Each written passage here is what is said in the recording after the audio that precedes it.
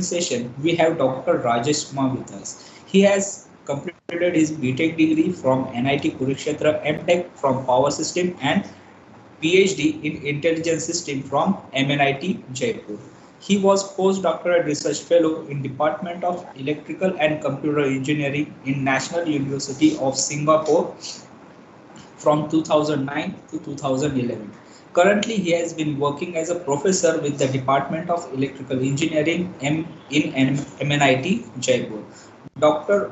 Kumar research interests focus on intelligence system, machine intelligence, power management, smart grid, and robotics. He has published over 500 research articles. He has supervised for 20 PhD and more than 30 MTech theses. He has 12 patents on his name. He receives 3 academic awards, 12 best paper award, 6 best thesis award, and 4 professional award and 5 student award.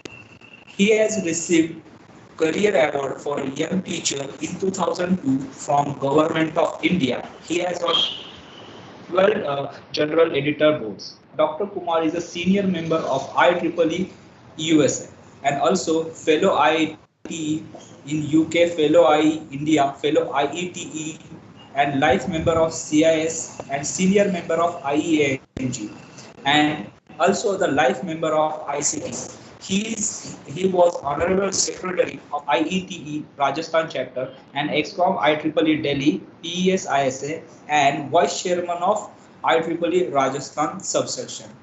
Now, without taking much time, I welcome you, sir, on behalf of Bharati Vidyapeeth Deemed University, College of Engineering, Pune.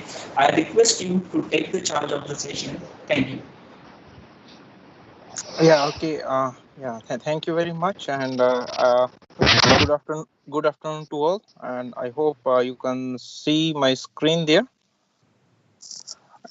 Am I audible to everyone? Yes, you are. Okay. Today's our discussion point will be on some work which we have done here at MNIT Jaipur, and it's interesting in the sense that we are adding learning capabilities for robotic motion control. So let's see. This one is a long process. Let's see how much we can cover. But each block has its own importance. So I'll try to cover as much as possible. Okay. So when we talk about, so this one is a basically overview of today's discussion. Discuss about the problem, then reinforcement learning. It's a type of learning, and then deep learning, and then some experimental setup, how we set our experiments, and then some work on stereo vision, and some tools we'll discuss, like okay, you want to implement it, what are the various tools you can use, some comments on our or the approach we have used, and then some results, and at the end some references also if you want to read those things for your purpose there. So we when we talk about robotics, we have two types. So one is your classical robotics and another one is your intelligent robotics. And as defined that classical robotics or classical control basically is one part of it which is being used by the classical robotics. So they use classical control and they use the feedback of the system to override the dynamics of the system. So our system is dynamic in nature, it keep on changing, so we use feedback, and that feedback is being used using some classical control techniques to control your robotics. In intelligent robotics, we try to use your intelligent controlling paradigm to control the robot. Also, instead of taking a feedback as such, we try to see various intelligent techniques to be mimicked and to be used for our purpose there. There are various discussions on then when we are talking about the control or intelligent control, or it's a optimal control. See here in the control system, the figure itself shows that there is some process and there is a controller which take a feedback, and it compare with the inputs what are the desired. So say if it's a manipulator or industrial robot, so the desire is like okay, the arm has to rotate 30 degrees, so that is desired. And then the system is giving certain input, and that input say 28 degree, that is compared with the 30, so the error is 2 degree, and based upon that the control takes up certain action so that the process occurs and we will reach to 30 degrees. So that is there. And when we talk about that is basically classical control. And when we talk about the optimal control, so here we try to find out the state trajectories for a dynamic system. So, and we need to we try to optimize certain process, and that is basically we set certain performance indices.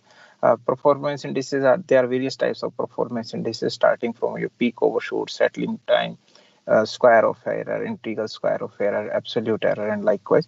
So we try to minimize the depending upon, say, if I taking a performance indices as overshoot, so my objective is try to minimize the overshoot or something like this. So we try to add some kind of a optimization in the process. So that comes in the category of the optimal control here. But there are gaps. So what are the issues with all these things there? So okay, let's discuss these things. Robots are able to, they are able to complete a fraction of task. So uh, for that which they are designed specifically, if you create certain some change somewhere, it create a certain kind of problem, so they are not able to perform under such type of scenario. So they are only able to perform correctly for purely designed subjects there. So there is no any adaptability in them. Okay, so and when we talk about the practical system, we know that there are unforeseen conditions are there, and under those conditions the performance is poor, so because they are not adaptable. uh, Another thing which is very important, most of time when we talk about the design, we don't include non-linearity, and which is a big issue because practical systems are non-linear, and whereas the classical control and all those techniques, we assume that things are linearized, and as such generalization model is not available. Okay, and simultaneous processing like localization and mapping, it is not there. And then most important is that there is a lack of perception. So I say they are just like you give input and they are to the output. What are the perceptions and the AI, if we talk about, that is missing. So these are certain well-known gaps in classical robotics there.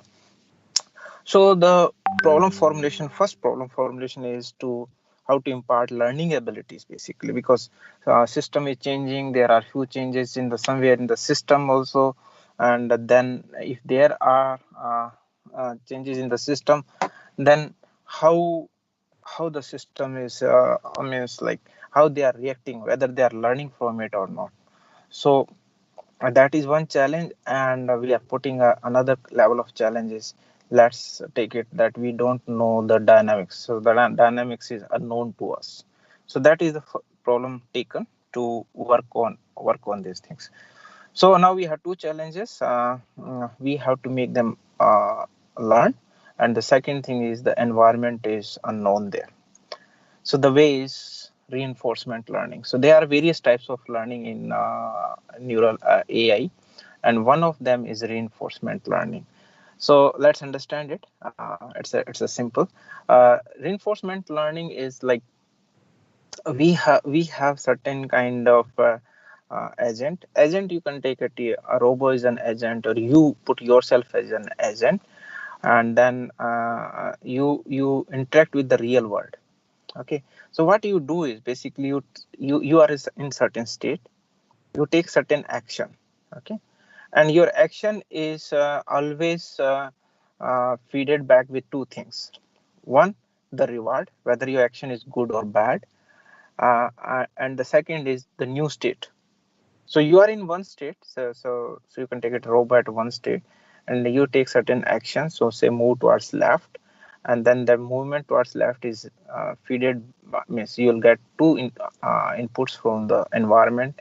Whether your movement towards left is good, so it is rewarded, and then you move to the new stage. So that is basically beginning of your reinforcement learning.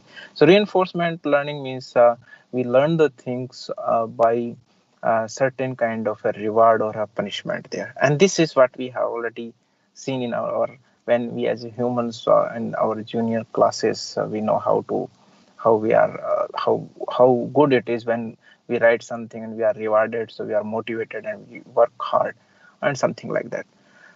So when we talk about all these reinforcement learning, there are few terminologies which are very commonly used throughout the world. One is the agent. Agent means the entity which is acting, which is behaving something. So it can be your system, it can be yourself, it can be your robot. So which is in one state and it is going to in the another state.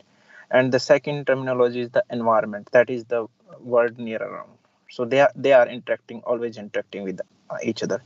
And there is a state basically. So state is basically where you can say it's a t is equal to 0, something is there, and then t is equal to 1, things changes. So that is basically state. So you have agent state, you have environment state, you have information state, and like this. And then how it learned basically. So the components of reinforcement learning are policy and value functions. These are two important terms. Policy means like we decide, okay, I need to move from this end to that end. So what is the policy? How should I move? There are various ways to move from one end to another end. So we follow certain kind of understanding that, okay, I'll go first left and then go straight, then go right, and like this one is one policy. So that is there. And then value function means then we evaluate these policies and we look for that policy which is optimal then. And the last one is the model, that is model of whole of the system. So these are the major you can say major components of your reinforcement learning. Let's move further to understand more components there. You can see the picture there. So agent is there, it take an action, okay, 80, and then action goes to the environment, and environment return two things, so reward and the state, next state. Okay, so it is not like predefined action. Okay, so it can agents normally take arbitrary action. Otherwise, if it is predefined, then it is not then it is a supervised kind of learning. So if it is taking arbitrary, it is learning of your own mistakes. So you understand the two things in a very simple example. If there is somebody who teach you how to drive a cycle, okay, so if there is somebody who teach you how to drive a car or something, so that is supervised. He's there and he keep on telling you, okay, do this, do that, and don't do this, and all these things. Reinforcement is nothing, you start off your own, so you do the mistakes and then you learn the things. Okay, so doing the mistakes means you'll be penalized, and then you learn it, and then you do it correctly, then you will be rewarded and something like that. So you do take arbitrary actions and then you learn the things. Okay, and it always calculate the awards and all these things. And finally, our job is to find the optimal policy. So what is the best policy which give us the maximum rewards basically. So that's basically in a simple way we can say reinforcement learning. When we go for a reinforcement learning, we are talking about states and actions. So one of the another terminology which is very commonly used in reinforcement learning is your Markov decision process, MDP. And this is very important when we talk about in terms of robotics, because we need to check every states.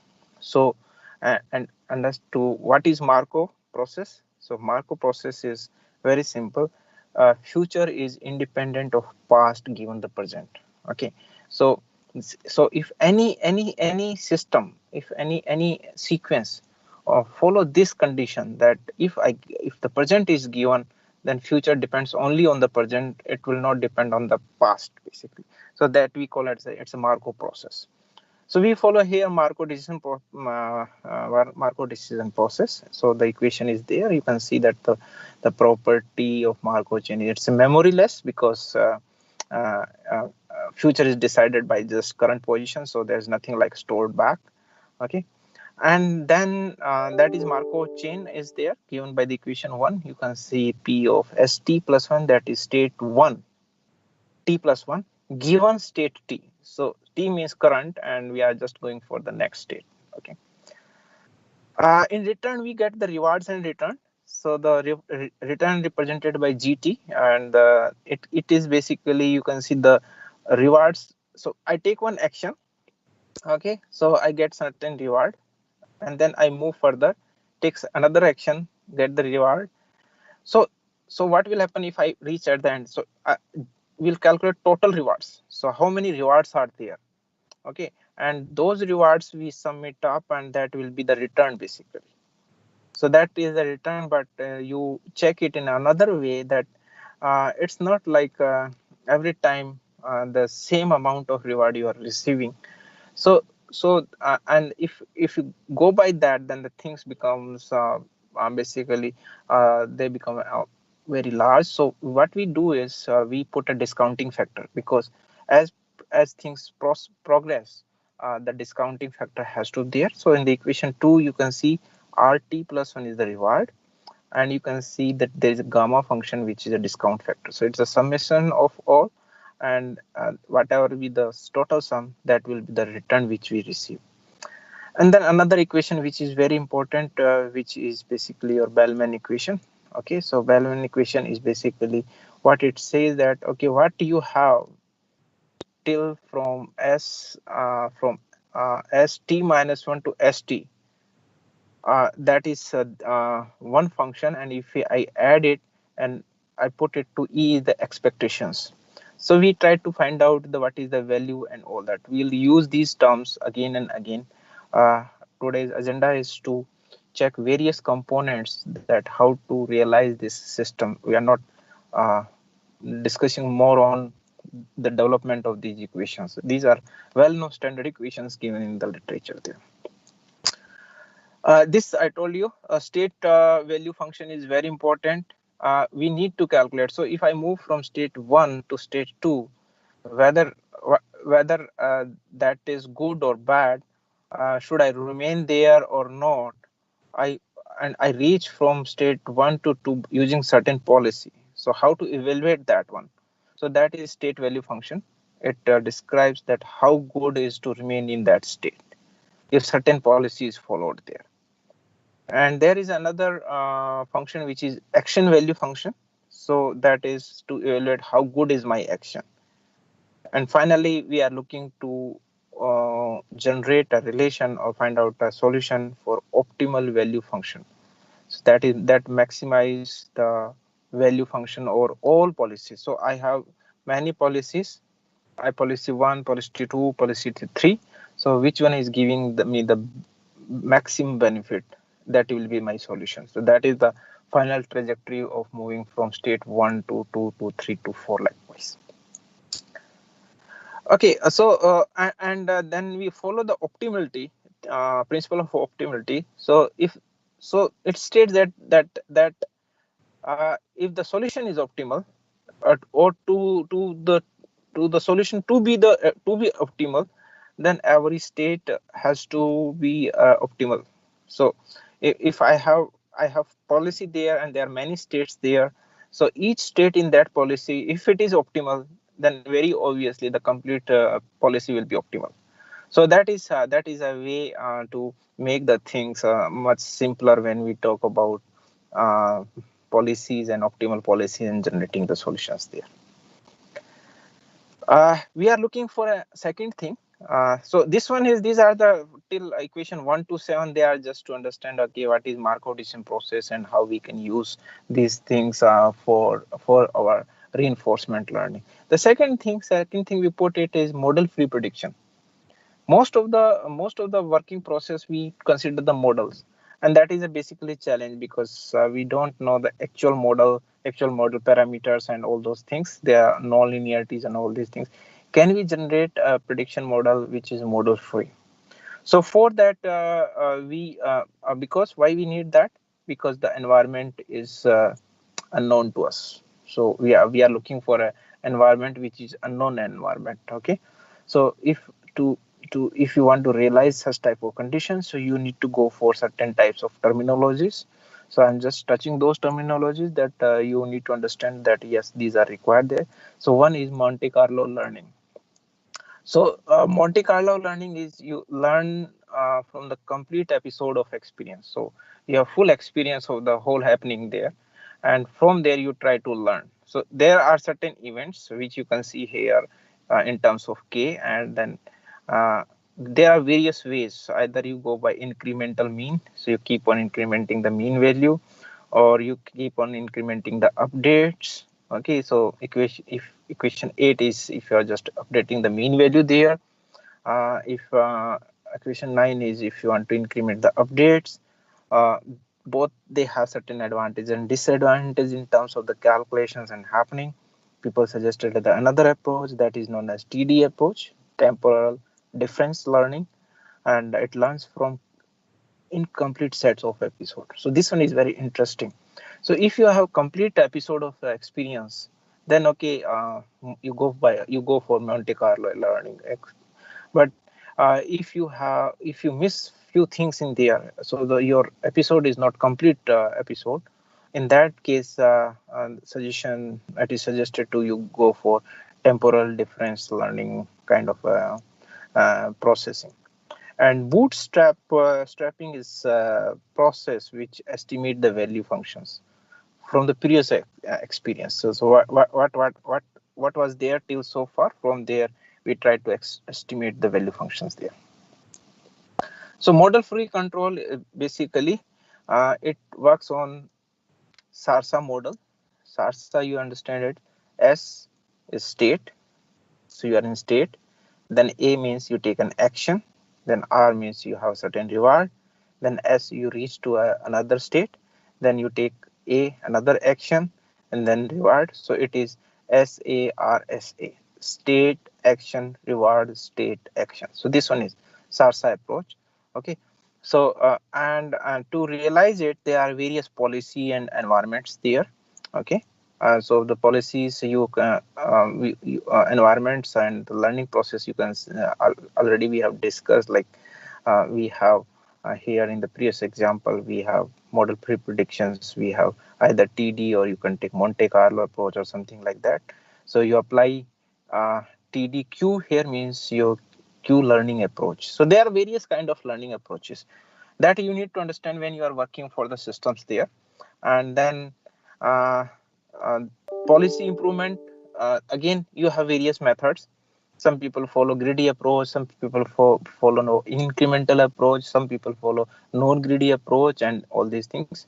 So these things are they are keep on updating all these states. So you can see here you are QSA in equation 1. So that is basically Q learning approach. S is state, is action, which is updated with the proportionality coefficient alpha, and which is multiplied with R is the reward and the discounting factor, Q in the next Q for the next state, minus Q in this state. So you can say this one is nothing but it's a temporal it's a difference between the two terms.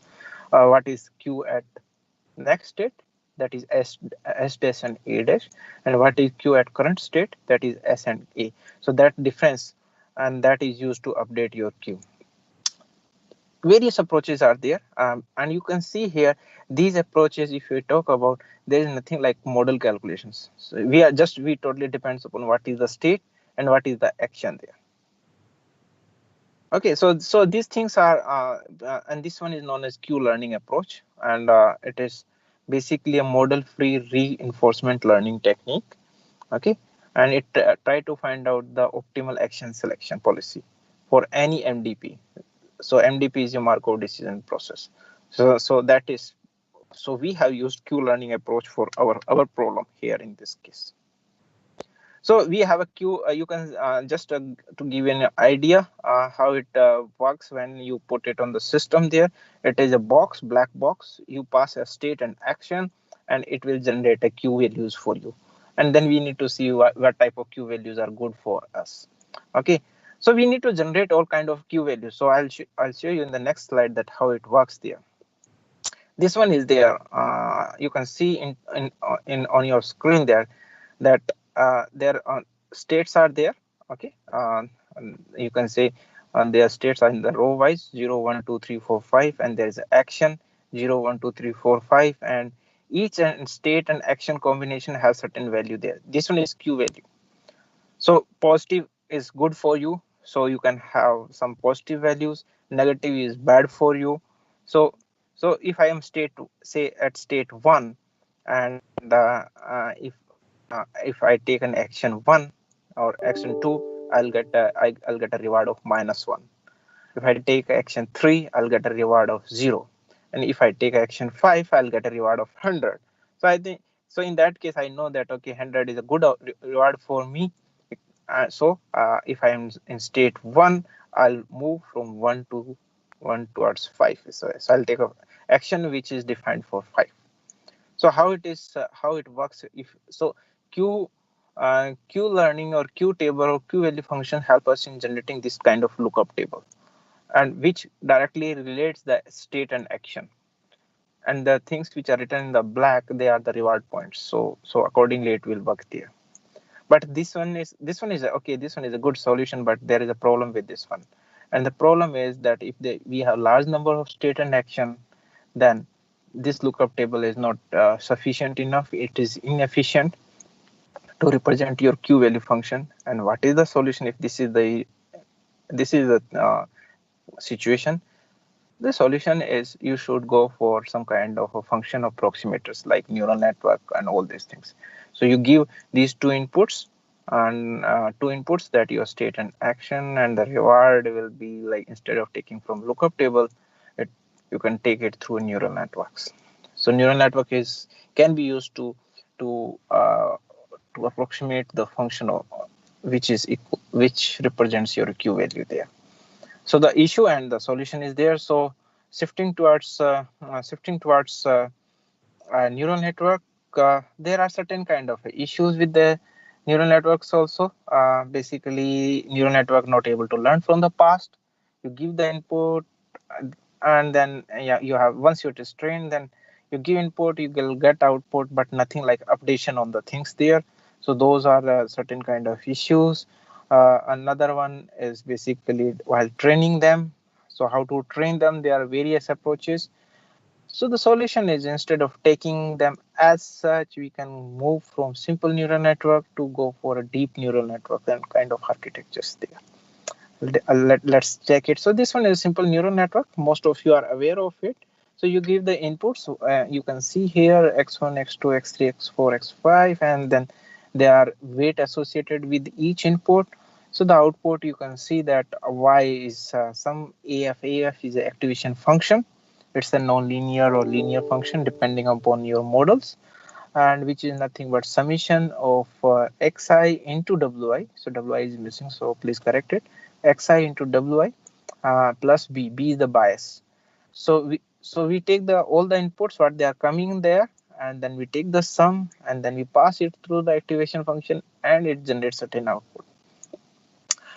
In neural network, we don't we cannot change your y. It is fixed. Your x is also fixed, because these are the data input and output. These are data, so that data are known to us.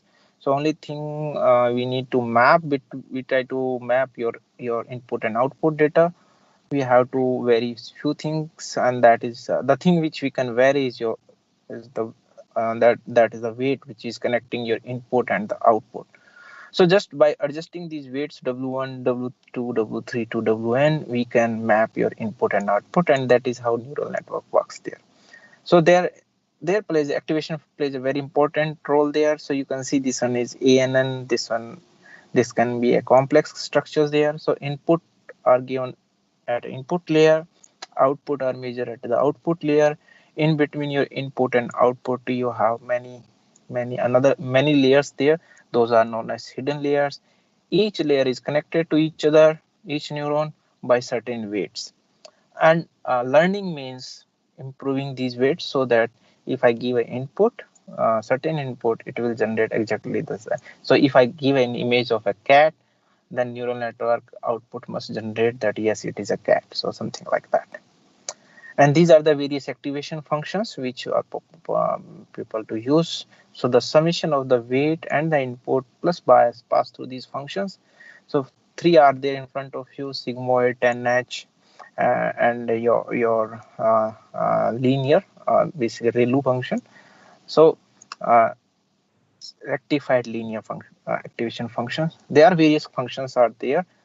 Depending upon the requirement or the problem, you can choose. Each one has their advantages and disadvantages of their own kind of structures there.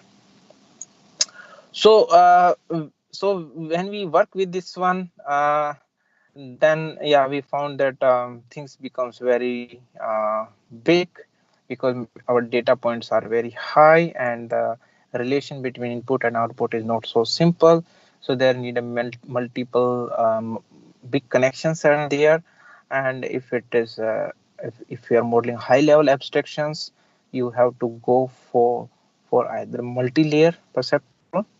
So multi-layer I have already shown you, or you can go for your convolution neural network, or you can go for deep belief network, or you can go for deep recurrent neural network. These are deep networks. Deep networks has a property, they have a property to map the things very correctly, because their sizes are big in nature. Okay, so just to give an overview how they works there. Okay, so you can see the performance also. Performance of these networks are very good. See, if the same thing means, like if your abstraction is very high, you can see here simple network, they need more and more training time and training epoch, whereas if you go for deep network, they get trained very fast. And very obviously, when we talk about robotics and all these things, we think we want the things to be very fast, so that real time processing can be done very easily. So this one is a multi-layer perceptron. You can see here it's a you can see here we have one input layer, one hidden layer, another hidden layer, another hidden layer to another, and the output. So if your things becomes, or if your data relation becomes complex, you have to increase these hidden layers. And you can see here the system becomes very high. Now you can count how many weights are there. Each connection, each node connection, one node of any layer to the another node of any layer, it has to be given certain weight. So you can see how many weights are there. And to map the data, we play with these weights, and that is known as basically training of network. So you can see lot of weights are to be updated, and that make this problem very complex, and that increase the computation, and that increases the computation time also. And that will be a one kind of a hurdle when we talk about realization of these systems there. Another type of some kind of a solution to this one is your CNN. So convolution neural network, mostly used in terms of images as such. So we have data, and what we do, we apply some convolution. Convolution means converting one kind of a coordinate system to another kind of coordinate system. We already studied convolution in mathematics in class 12th or in the first year of second year of engineering. So we take the input data, we apply certain kind of a transformation techniques, so to generate feature maps. From feature map, we go for pooling. Okay, so that reduces the size. You can see that reduces the size there. And then again we convolute, again we go for pooling, and then we apply a simple classifier, and we can have these outputs. So if we follow such type of things, and the idea comes from that how human brain works. uh, the hypothesis for this approach is, we never remember the whole image or capture the whole image as such. So we take our brain basically. So what normally it works, it takes some segments or contours first, and then they are connected in our brain, and then finally we recognize, okay, this is a car, or this is a bus, or this is cat or dog. The same concept is being used here. The approach is very simple here. So this one is basically, you can see what is a convolution layer take place. Basically, we when we take any image, it can be a big image of many big dimensions, and then we try to try to uh, try to reduce the size of it in some sense, in a way that all the features are captured of this image. So nothing has to be like nothing has to be uh, when left unanswered. Otherwise you'll find the things are identified in the wrong way. So we use certain kind of filters there. How to use these filters, you can see here. See, you can see one of this one. After filtering you will get this kind of a structure, which is simple one. So big image is there, and big image can be converted into a small image. So say I have an image of, say, I'll take an arbitrary number, 100 by 100 100 column by 100 rows, and likewise structure there. So I take a filter, say of 5 by 5, put it on that one, and the filter is having certain kind of values there. So I keep on multiplying that filter and keep on moving on that whole 100 by 100 matrix, and somehow, and try to find out if I multiply and take the average, what is that value. Okay, and that is the value I assign. So if I put, say, if it is 100 by 100 image and I put a simple filter of 5 by 5, so when I multiply 5 by 5 component to the first 5 by 5 component of 100 by 100, and from there I'll take the mean value, and then I shift it and keep on moving like this. So then when I do it, you'll find this image is reduced. Okay, and then we go for pooling. Pooling is very simple. Say here we are pulling it with the filter. So how it is being done, it's a very simple pool. The logic is go for the maximum value. So the maximum value of this pink is 6, so we will take it 6. Maximum value of the next block is 8. Maximum value of the next yellow block is 3, and maximum of the blue block is 4. So this size is further reduced, 6, 8, 3, 4. So we go like that. So we take big image and then we go for convolution, go for pooling, go for convolution, go for pooling, and you'll find that at the end the size is reduced in a very small value, which can be easily calculated there. But there are certain issues there. Okay, there are certain issues. We need to understand those issues there. Sometimes when students are working on these kind of images or identification, they come out that, okay sir, our algorithm is too good, it is recognizing the things or our accuracy is 100%, which is not correct, and that means it is overfitted. So the issues are underfitting and overfitting. Underfitting means you'll find a large error there, and overfitting means you'll find almost everything there. So we need to find out the solution. So this one is kind of a you can see there are two types of dots are there, green dots and your red dots there. Okay, so you can see here, if you keep on increasing the neurons, you can see that red one are separated very correctly if the neurons are 20 hidden neurons. Okay, so you can see in 20 hidden neurons, so your red dots are completely separable than the green dots. In 6 you have few red neurons which are not identified. In 3 there are less. But we need to take care of all these things, because this one is like left, extreme left is 3 neuron is your underfitting kind of scenario, 20 is your overfitting kind of scenario. You have to make a balance between this underfitting and overfitting. There are mathematical approaches in machine learning techniques to overcome this underfitting and overfitting. Because the next question is, if this is the case, then how can we say that, okay, my design is neither underfit and overfit? So the approach is known as a regularization. Okay, so regularization and extra parameter is being added. There are various types of L1 regularization, L2 regularization. These are already well established approaches. So how it will be there? What is meaning of under and overfitting? See, in all these cases, in machine learning or neural network, our job is minimize the error. Okay, so error is predicted value and the actual value, so the difference of that. So we normally go for mean square of error, because if I go for mean of error, then yeah, it create a certain problem, because we have positive errors also, negative errors also, and then we take the sum of all. It may be possible that error is there, but some positive error, negative error, both are same, so they cancel each other. So people suggested it should, and there are certain proofs for those theorems also. So we go for mean square of error. So we try to minimize it, but so if you go by simple minimization, it may lead to certain kind of scenarios like overfitting kind of scenarios. So we add some extra terms which are the function of your weights there, and that extra term is multiplied by a factor lambda, which is known as a regularization factor.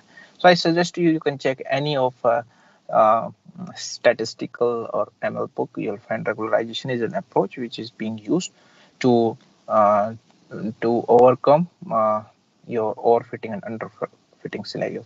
So this is also being used here to set those parameters there. Then this one is another approach which is being used, because see why we am talking all these things. I'll try to connect it at the end. I'm taking few different things which we have done, because all has certain importance when we design the complete architecture there. Okay, so let's understand these things and then we try to connect all these things at the end. So the dropout means, you can see figure A is a standard neural network, and you can see there are lot of connections there.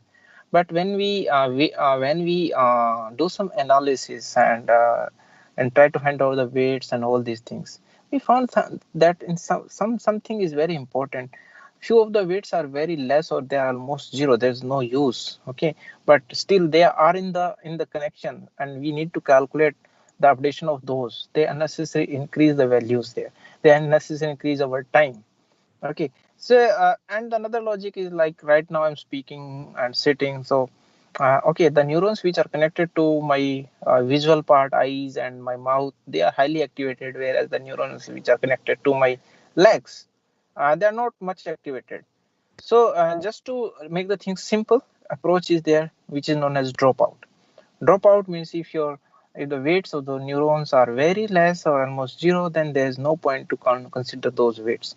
So you can see in the figure B, dropout means some of the connections they are removed because the weights are almost zero. So you can see the architecture becomes simple, and very obviously this will be a fast connection there. So better collection, fast processing will be there. And now we are using this whole learning which we have discussed, why we are talking about neural network or deep neural network and all these things. We are using this one as a policy approximator. And why we are using this one as a policy approximator? Because when our states and actions are big in number, then lookup table is not good a solution. We have to go for some approximator, and that's why we are using this one as a policy approximator here. Okay, so you can see one image is there, then convolution 1, convolution 2, convolution 3. Okay, and then we pass through a few filters there, then this image becomes very simple, which can be used for any purpose there. So this one is our model of working, our robo working. Why we are talking all these things? So because the first segment here, you can see here stereo vision, because our the robo I'll discuss with you, it has stereo vision, so it is taking images and trying to find out few things from there. So that's why the data structure or data points are very big in there. So that will be one input, and there are some initial weights. Those both goes to your deep neural network, which will do the job of policy approximator. It will give certain an output, which based upon that we'll get an optimal action. That action goes to the control, robotic control. Robo move from one state to a new state, and when it goes to new state, we'll have certain rewards. Rewards go back to the policy, and also new state will go back to the stereo vision. So it is something like that. A robo is here. It see the things, pass those visual things to the policy making, that will decide an action. Okay, say move left, so it turn left, and then it reach to a new point. When it reaches to the new point, the reward is fed back to the policy. Also, the new point, your stereo vision come into play and check the things what are there in front of it. So this is the system where we worked on it. Okay, so you can see here a small setup we try to develop there. So your agent is your bot. You can see the bot is there. Goal is your red line. It has to reach to the red line, and you have three different obstacles there. Okay. Uh, it looks very simple. You'll find many such type of some such type of ports are available in the market also, costing hardly $150 or so. That okay, you just turn them on, it starts moving, and when you put your hand near to it, it sends and take left turn, and then again moving, and again you put your hand. So those are basically empowered with proximity sensors. So just when they move near to the obstacle, they sense it, and then they take predefined, okay, move left or right, and then they move it. Here our job is a bit different. Uh, we try to make few things there. You can see here there are two cameras on the bot. If I can make it big, okay. Oh, sorry, this goes, yeah. You can see there are two cameras on the board. So these two cameras are placed there to represent two eyes. Okay, why we are looking for two cameras there? The reason is very obvious. If you have one eye, you can do this experiment at any place. You cannot find the depth into the system. Okay, if you close your eye, you cannot predict what is the depth. So to understand how far the things exactly or depth into the image, we need to go for these two eyes there. Okay, so we try to develop the artificial eye as well as a brain of this bot. But the issue is this bot is, you can see here, this is not a very heavy duty bot there. It is not having that much of processing power. So we try to means do various things, and I'll explain those things where you can overcome these limitations of high computing and vision and all these things. I'll discuss those things with you now. So this bot is there. You can see here two cameras are there. These are very simple cameras which you can see from here also. These are cameras which normally people used to place on the desktop to communicate people there. So we are using these things to create a 3D structuring of the environment. Okay, this one is an agent there. So this is basically, we have used Firebird V2560, which was provided actually by the company there. We participated in some certain challenge, we won that challenge, we received this as a complimentary. So these are the few things which are connected to that. Okay, and what is there in Firebird, you can see here, this one is having a LCD buzzers, LED array. It is basically 80 mega 2500 robot block diagram. So you can see the microcontroller is there, which is not very powerful microcontroller, but yes, it can be connected with uh, serial communication or wireless communication or USB communication. So that helps us a lot. I'll show you some of the pictures, some of the specification of this one. So the microcontroller is there, Atmel 2560. This one is master microcontroller, and then Atmega 8 as a slave microcontroller. So it says master slave combinations. It has indicators, it has control, autonomous control is also there, or you can PC control is also there. Communication, all the three types USB communication is there. Serial communication, wired and wireless Zigbee communication is there. So these are photograph of this one. This photograph of your Firebird bot there. Okay, so it needs a 9.6 volt. So 2.1 Ah nickel metal hydride batteries are there. They are sufficient enough to move it for 2 hours. You can use external power also. So you can see here the power ports are also there. And this one is a simple diagram. So you can see batteries and boards. It's a simple, and we are just controlling the motion by the back wheels basically. Front one is, you can see, it's a pivot point, it's a free point there. So left and right movement and for front and back movement is totally controlled by the by the motors which are at the back end of it. Okay, so just going a bit fast from here because this one is a configuration detailing on that one. uh, Motion control can be done control by using PWM technique, which is well known. Those who are, I mean, just it's a starting or building of any small boat. So we use non PWM technique to control the speed of the motors there. Okay, so there is a motor connector is there, MOC 7811 is there. These are commonly available things there, and this one is also having encoder, position encoder, which give us that, okay, what is the position of that one. Okay, so moving a bit further from here, from these figures, this one is more detailing. I'm coming here, okay, because let's talk more on the what is newness in this whole setup there. So we need to create a state, means we need to state. Now I'm talking about the state is totally taking an images and based upon it taking a decision and moving from one end to another end. And I told you that we are using two cameras so that we can have 3D recognition kind of thing. So that the approach is basically being used, which is known as stereo vision approach. Okay. So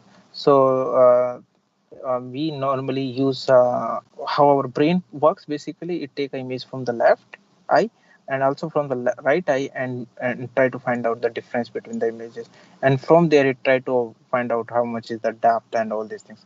So this is the same idea we try to incorporate into the computing system also. So I'll show you. You can see here, you can see the images of the stereo images. Okay, so you can see, if you see the images one by one, they look like same. Okay, but when you put these two images one on the top of other, you can see the blurriness is there. Okay, so stereo camera is in front of you. You can see there are two points, two lenses are there. So one left image is taken by one and the right is taken by the another one. But when you put these two images over each other, you can see the blurriness is there. And now this can be used to find out the 3D recognition or depth into the image. Okay, so we the process is like this. So we take the images, we do the calibration, rectification, and then triangularization. These are the standard image processing approaches which are being used to generate the depth map.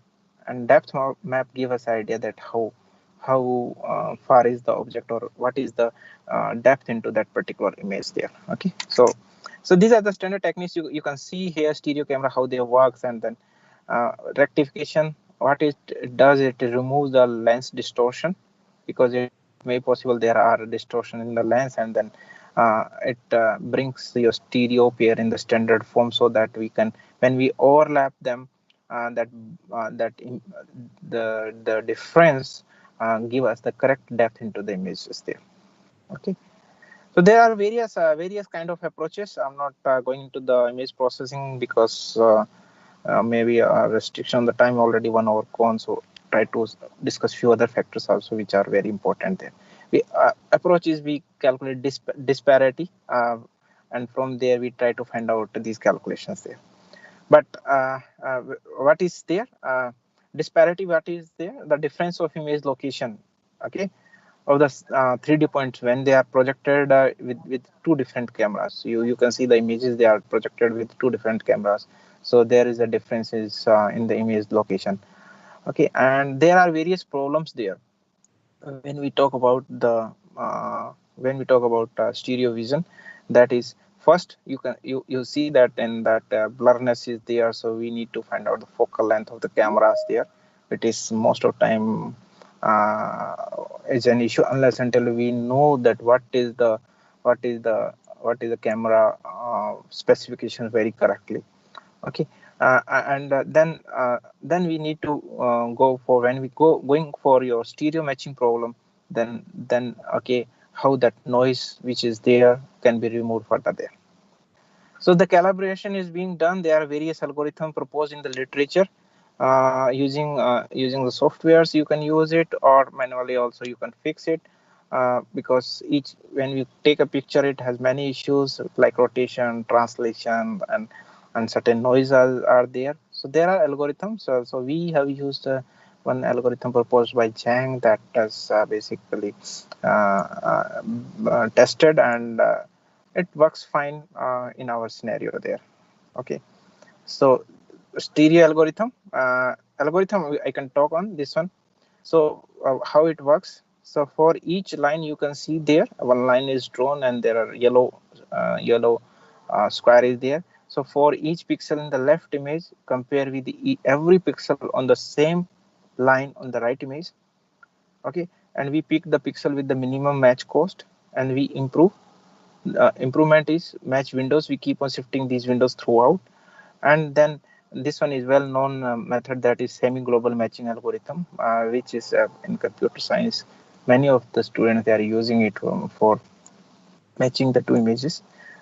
So that is being used here. So you can see these pictures, left image and right image, and we have disparity map. This is the map which is there in the finally we got when you put two cameras on that particular bot, and now this one is processed further to find out. Otherwise it's very difficult for a computer or even for us also, if we just see the left image or right image, how much is the depth into it. Because when my bot is moving, so if I know the depth, I can I can make it learn that okay you move fast or you move slow.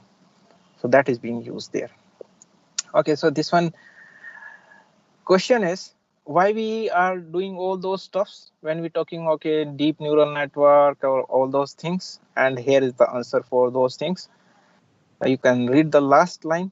The when we talk about the states there, so this stereo vision has a state of total 230 into 210 into 2, that is 96,600 features, and that is a very huge amount. If I have 96,600 feature, that means uh, I can see the not the length but the breadth has to be, if I represent each feature by one node as an input node, so I need 96,600 nodes as an input, and that makes it heavy.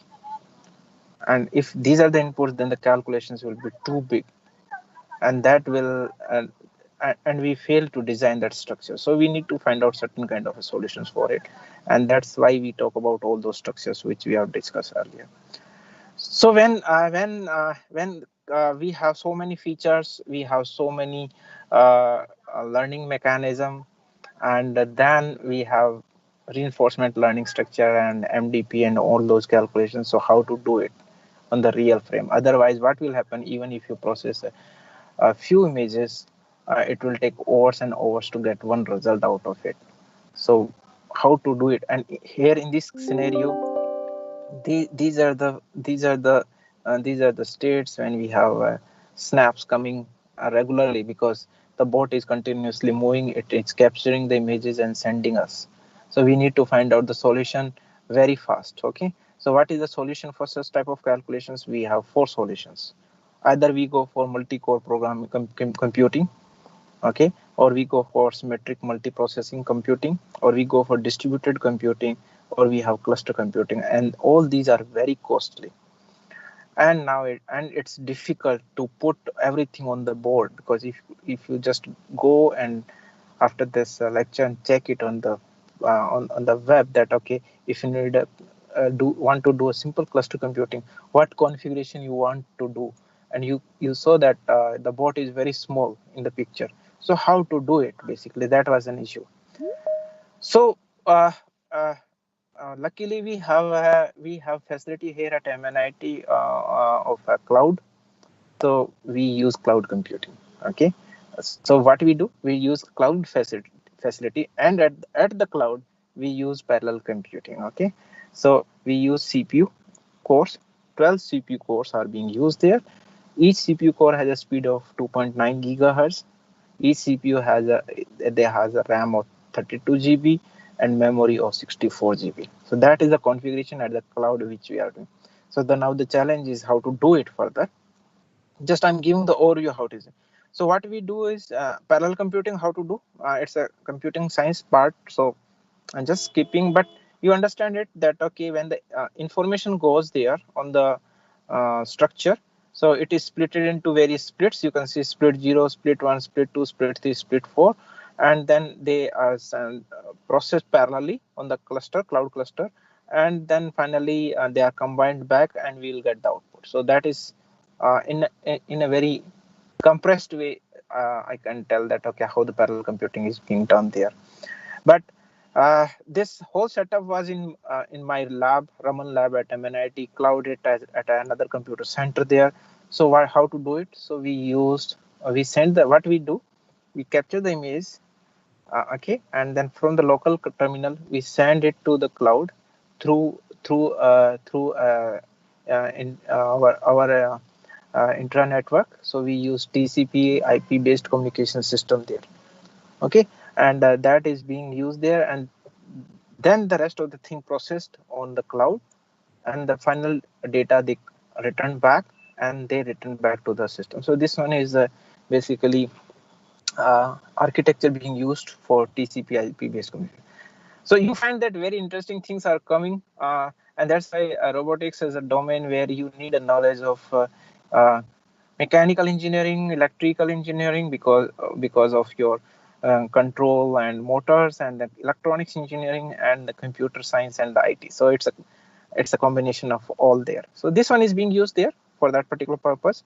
These are the various libraries which are be available freely, and you use Keras, specifically used to generate the architecture of MLP machine, that is your machine learning program, okay, and your CNN convolution neural network, and Theano as a backend to Keras, okay.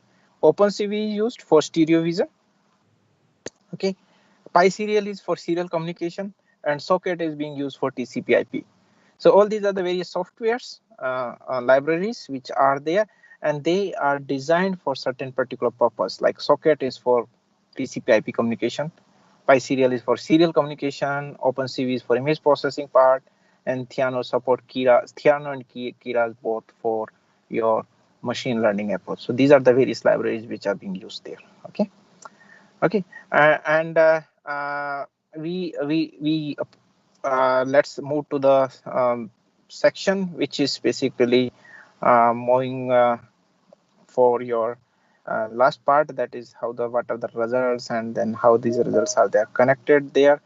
So and how these things are being used there. So we have two loops there. You can see outer loop. So outer loop is basically states and the position and the what samples are generated. There is an inner loop which optimize my policy, find out the policies which are good for it, and that decides should I go for left or right and all that.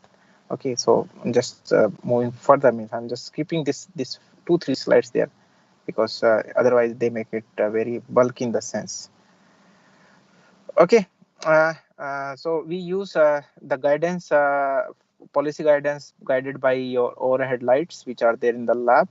So these guides, these lights and their impact, they are used in the they are used for deciding the policies, optimal policies, and there. So this one you can see the lights are being there, and then the lights have certain impacts there, so those are being used. So you can see the objects are placed there, the board starts moving. So this one okay, I'll go here. Okay, so these are the results basically. So it's a two level. We use GPS training report, and the training is basically if I have two obstacles, I need 1,000 epoch, and sorry, if the 1,000 epoches are being used, so the accuracy level is 88%. And then four obstacles, so more are the obstacles. You can see the accuracy training accuracy keep on reducing.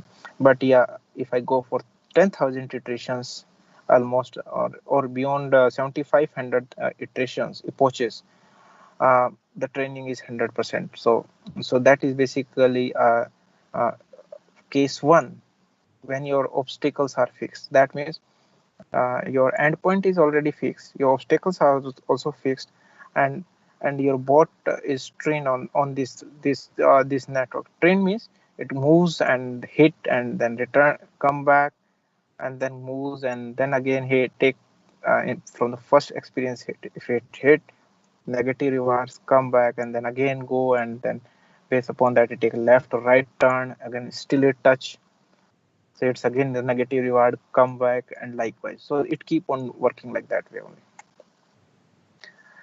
This one is the scenario that when you can see here, this one is fixed player. That means both scenarios are tested. Different scenarios are tested in fixed obstacle, fixed player, that it is standing there only, and then just is deciding that okay, I should go left side.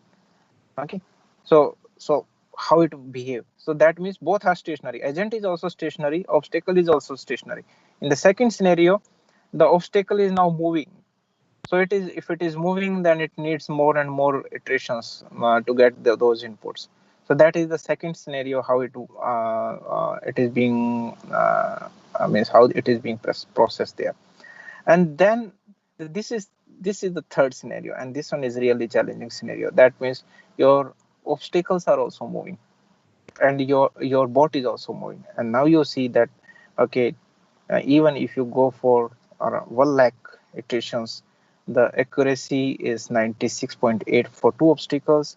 It reduces for 4 obstacles, it further reduces for 8 obstacles, and the last column is very interesting. If you go by any random number, means any random obstacle is coming, maybe 2, maybe 4, maybe 6 or 3 or 5, then this is the accuracy.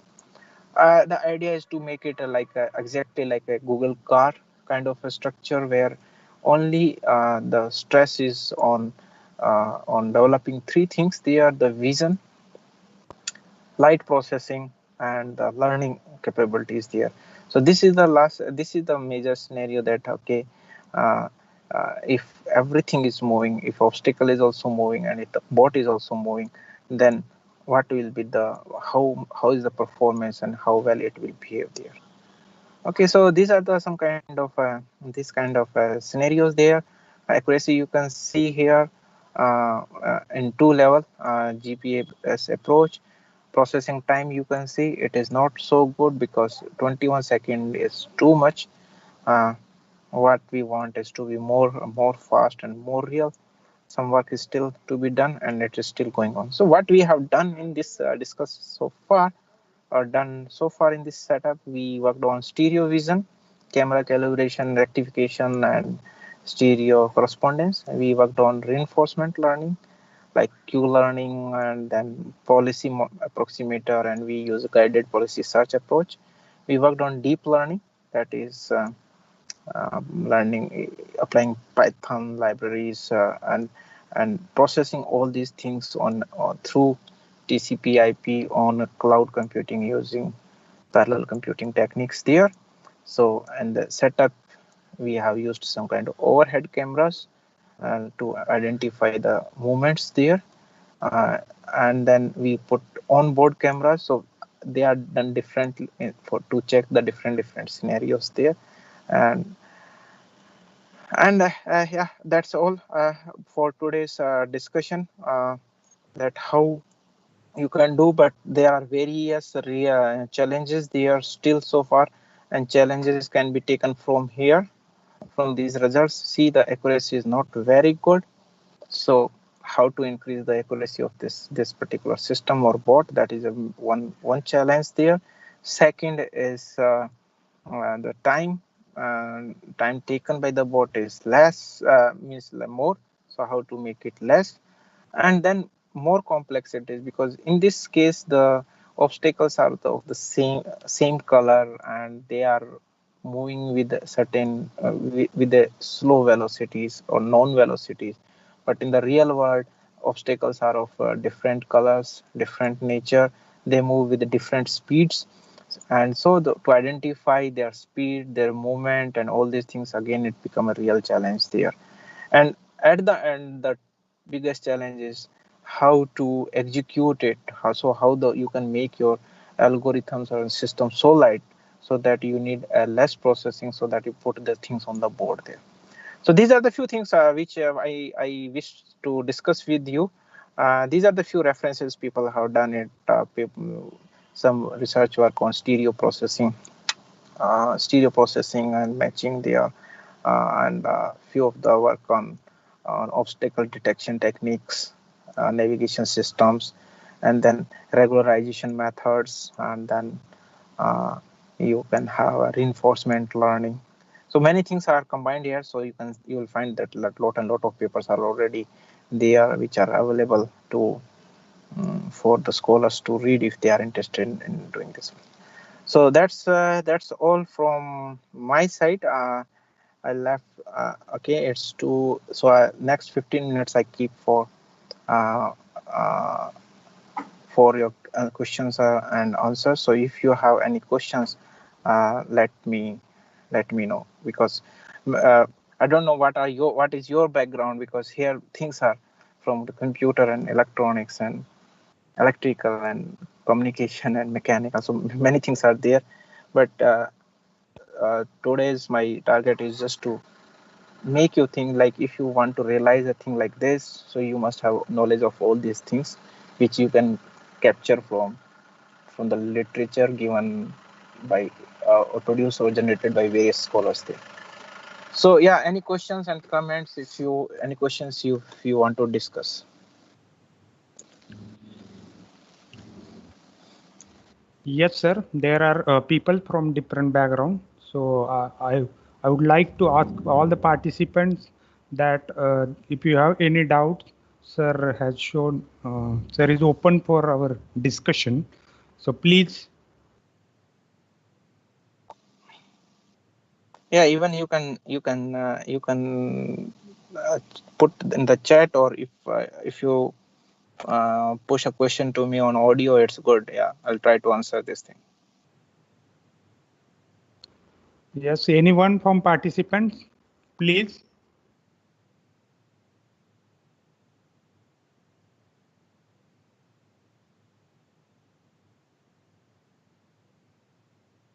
Okay, sir. I will move toward the end of this session. Yeah. Okay. Okay. I would like to express my heartfelt gratitude to our honorable guest, Dr. Rajesh Kumar, for accepting our request and sparing time out of his busy schedule to address us, guide, and inspire us with his inputs and insights. This has been a very informative and joyful journey. We have a lot of things like deep learning models, robotic motion control, especially stereo vision with experimental setup. I think without stereo vision, robots are not complete for use perfectly. So thank you, sir. It is a great pleasure to having you here and opportunity of sharing your experience with us. At last, I would like to extend my sincere thanks to all participants and also to our principal, Dr. Anand Bhalerao, HOD Mechanical, Dr. KB Sutar, for organizing such a wonderful session. It's been a great pleasure to have you all here. Thank you. Thank you very much. Yeah. Thank you, Prof, and for inviting me, and thank you everyone for listening me on this certain topic. If anybody is interested to work in this domain, and if any query there, my mail ID is there, or you just do one thing: Google my name, Rajesh Kumar MNIT on and you'll find my website there. So connect it from there, or there's another website by Raman Lab, or you can follow Raman Lab on any social media account. So we keep on updating, posting few things there, which are very useful for the students. So any scholar or student or faculty want to collaborate, Raman Lab at MNIT is open for everybody, 24/7. You are most welcome to join us. Thank you. Yes, sir. Definitely participant will be think about it and will enter in this area. Thank you, sir. Thank you. Thank you.